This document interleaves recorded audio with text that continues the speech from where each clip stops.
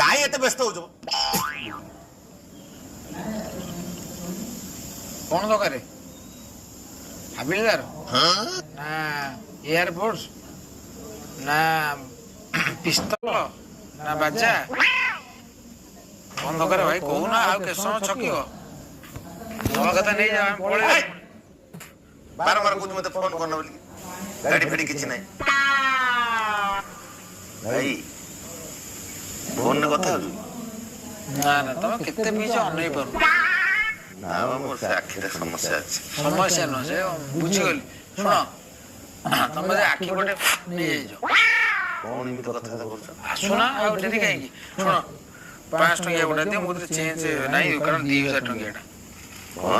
500 ଟଙ୍କାଟା ଦେଇଦିଅ, ନେଇ ପଳା, ଆଉ ଡେରି କରନା। କାରଣ ଏପଟେ ତ ପିସାରେ ଭୟ ଆଉ ନାହିଁ। କାରଣ ବର୍ତ୍ତମାନ ଦେଖ ଭାଇ, ଆମେ କେତେ ଖୋଲା ମୁକୁଳାରେ ଆମେ ବୁଲୁଛୁ।